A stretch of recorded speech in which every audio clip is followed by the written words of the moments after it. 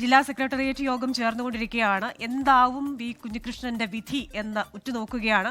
ഒപ്പം തന്നെ പ്രതിപക്ഷ നേതാവാണ് ഒരു ആശങ്ക ഉന്നയിച്ചത്, TP ചന്ദ്രശേഖരന്റെ വിധിയാകുമോ അദ്ദേഹത്തിന് എന്നത്. ഒപ്പം തന്നെ ഇന്ന് നമ്മൾ MM മണിയുടെ ഒരു പ്രസംഗവുമായി കൂടെ കൂട്ടി വായിക്കേണ്ടിയിരിക്കുന്നതെന്ന് തോന്നുന്നു. പാർട്ടി വിട്ടു പോകുന്നവർക്ക് എന്തായിരിക്കും ശിക്ഷ, സഖാക്കൾ കൈകാര്യം ചെയ്യണം എന്ന് അദ്ദേഹം പറയുന്നു. അപ്പോൾ ഈ ജില്ലാ സെക്രട്ടേറിയറ്റ് യോഗം പുരോഗമിക്കുമ്പോൾ നമുക്ക് കിട്ടുന്ന സൂചനകൾ എന്താണ്?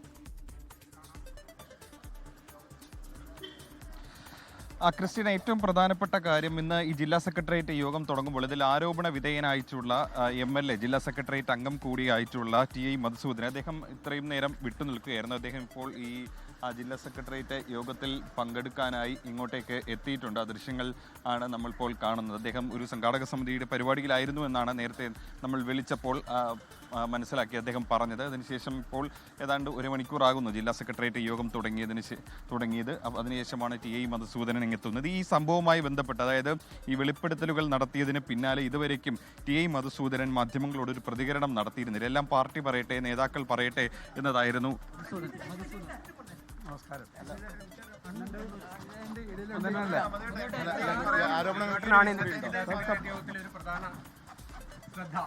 പാർട്ടി പറയേണ്ടതല്ലേ? ഓക്കെ.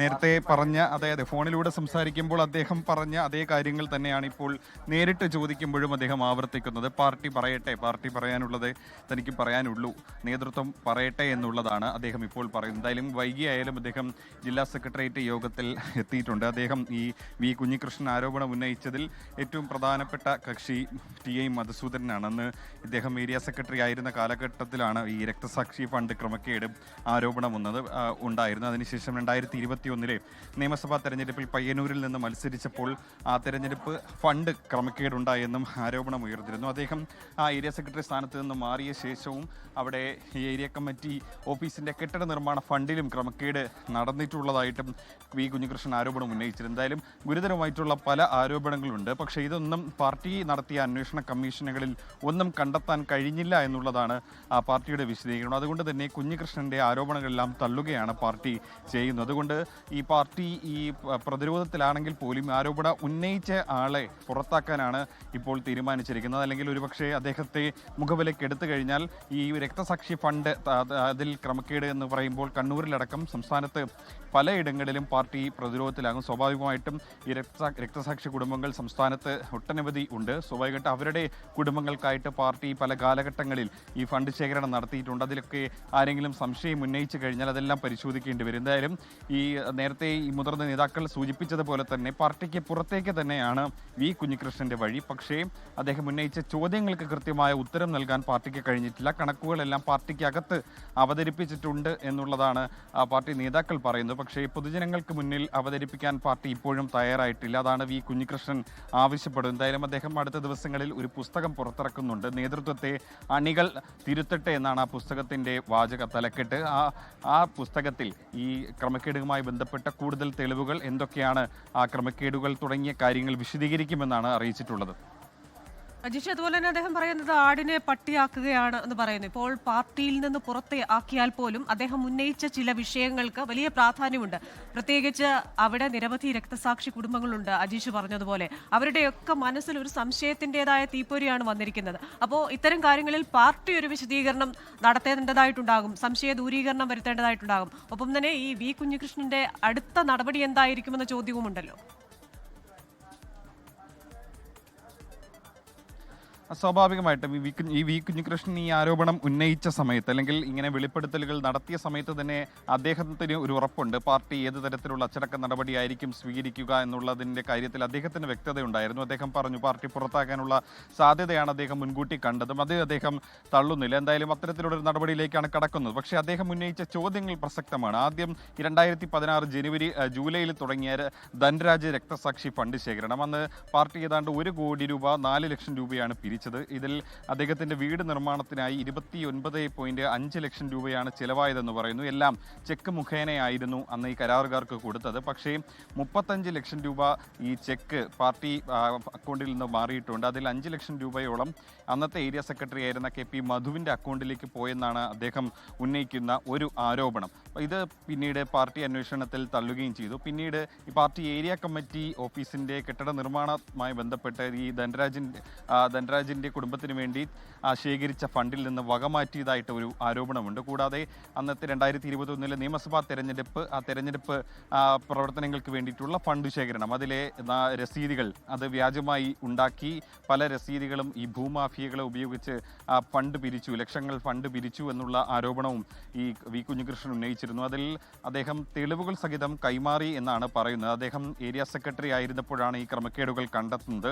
അദ്ദേഹത്തിൻ്റെ കൈവശം തെളിവുകൾ ഉണ്ടായിരുന്നു. ഈ തെളിവുകൾ ഉന്നയിച്ചാണ് ഇവർക്കെതിരെ നടപടി വേണമെന്ന് ആവശ്യപ്പെട്ടത്. പിന്നീട് പാർട്ടി അന്വേഷണ കമ്മീഷനെ വെച്ചപ്പോൾ അവർക്കും ഈ തെളിവുകൾ കൈമാറിയെന്ന് കുഞ്ഞികൃഷ്ണൻ പറഞ്ഞിട്ടുണ്ട്. എന്തായാലും ആ തെളിവുകൾ കൈമാറിയിട്ട് പോലും കമ്മീഷൻ അങ്ങനെ ഒരു ക്രമക്കേടേ നടന്നിട്ടില്ല. പകരം ഈ വരവ് ചെലവ് കണക്കുകൾ അത് കൃത്യസമയത്ത് നൽകുന്നതിലൊരു വീഴ്ച വരുത്തി എന്ന് പറഞ്ഞ് അന്ന് ചില നേതാക്കൾക്കെതിരെ നടപടി എടുക്കുകയായിരുന്നു. അന്ന് ഈ TI മധുസൂദൻ അടക്കമുള്ള നേതാക്കൾക്കെതിരെ നടപടി ഉണ്ടായിരുന്നു. ജില്ലാ സെക്രട്ടേറിയറ്റ് അംഗമായിരുന്ന അദ്ദേഹത്തെ ജില്ലാ കമ്മിറ്റിയിലേക്ക് തരം താഴ്ത്തി. ഏരിയ സെക്രട്ടറി ആയിരുന്ന വി കുഞ്ഞികൃഷ്ണനെ ഏരിയ സെക്രട്ടറി സ്ഥാനത്ത് നിന്നും മാറ്റി. പിന്നീട് അടുത്ത സമ്മേളനത്തിൽ ഈ TI മധുസൂദനൻ ഏതാണ്ട് 6 മാസം കഴിയുമ്പോഴേക്കും സമ്മേളന കാലയളവിൽ തിരിച്ച് സെക്രട്ടേറിയറ്റിൽ എത്തുകയും കുഞ്ഞികൃഷ്ണൻ 8 മാസത്തോളം പാർട്ടിയുമായി പിണങ്ങിക്കഴിഞ്ഞ കുഞ്ഞികൃഷ്ണനെ നേതാക്കൾ അനുനയിപ്പിച്ച് പാർട്ടിയിലേക്ക് തിരികെ കൊണ്ടുവരികയും അടുത്ത സമ്മേളനത്തിൽ ജില്ലാ കമ്മിറ്റിയിൽ എത്തുകയും ചെയ്തു. കുഞ്ഞികൃഷ്ണൻ ഈ ആടിനെ പട്ടിയാക്കുന്നു എന്നുള്ള ഒരു കാര്യം പറഞ്ഞത് ഈ നേതാക്കൾ പറയുന്ന ഒരു കാര്യം, ഈ പാർട്ടി അന്വേഷണ കമ്മീഷൻ നടത്തിയ പരിശോധനയിൽ ക്രമക്കേടൊന്നും കണ്ടെത്തിയില്ല. അത് ജില്ലാ കമ്മിറ്റിയിൽ അവതരിപ്പിക്കുമ്പോൾ കുഞ്ഞികൃഷ്ണൻ ഇവിടെ ഉണ്ടായിരുന്നു. അത് കുഞ്ഞികൃഷ്ണൻ അംഗീകരിച്ചു എന്നാണ് പാർട്ടി നേതാക്കൾ പറഞ്ഞത്. ഈ MV ജയരാജനും KK രാഗേഷ് അടക്കമുള്ള നേതാക്കൾ അങ്ങനെയാണ് പറഞ്ഞത്. പക്ഷേ അത് തെറ്റാണെന്നാണ് ഈ വി കുഞ്ഞികൃഷ്ണൻ പറയുന്നത്. കാരണം ഈ ആദ്യത്തെ സംഭവം 2021-22 കാലഘട്ടത്തിൽ ഈ അദ്ദേഹം ഏരിയ സെക്രട്ടറി ആയിരുന്നപ്പോൾ ഉന്നയിച്ച വിഷയം, TV രാജേഷും PV ഗോപിനാഥും അന്വേഷണ കമ്മീഷനായി വന്ന വിഷയത്തിൽ അത് പാർട്ടി അത് പരിശോധിച്ച് നടപടിയെടുത്ത് അത് ജില്ലാ കമ്മിറ്റിയിൽ അവതരിപ്പിക്കുമ്പോൾ താൻ ജില്ലാ കമ്മിറ്റി അംഗമായിരുന്നില്ല എന്നാണ് വി കുഞ്ഞികൃഷ്ണൻ പറയുന്നത്. അതിനുശേഷം നടന്ന സമ്മേളനത്തിലാണ് അദ്ദേഹം ജില്ലാ കമ്മിറ്റി അംഗമായിട്ട് വരുന്നത്. അദ്ദേഹം പിന്നീട് ഉന്നയിച്ച വിഷയം EP ജയരാജനുമായി ബന്ധപ്പെട്ട കാര്യങ്ങളാണ്. പക്ഷേ തെളിവുകളൊന്നും കൊടുക്കാൻ അദ്ദേഹത്തിന് കഴിഞ്ഞില്ല. വാർത്താ മാധ്യമങ്ങളിൽ വന്ന റിസോർട്ടുമായി ബന്ധപ്പെട്ട വിവാദങ്ങളെക്കുറിച്ച് പരിശോധിക്കണമെന്നായിരുന്നു അദ്ദേഹം ആവശ്യപ്പെട്ടത്. അന്നും പാർട്ടി അന്വേഷണ കമ്മീഷനെ വെച്ചു. അതും തെളിവുകളില്ല എന്ന് പറഞ്ഞ് തള്ളുകയായിരുന്നു. ആ റിപ്പോർട്ടിൻ്റെ അല്ലെങ്കിൽ അന്ന് ആ ജില്ലാ കമ്മിറ്റിയിൽ അവതരിപ്പിക്കപ്പെട്ട ആ അന്വേഷണ കമ്മീഷൻ്റെ റിപ്പോർട്ടിനാണ് താൻ വിയോജിക്കുന്നില്ല എന്ന് പറഞ്ഞത്.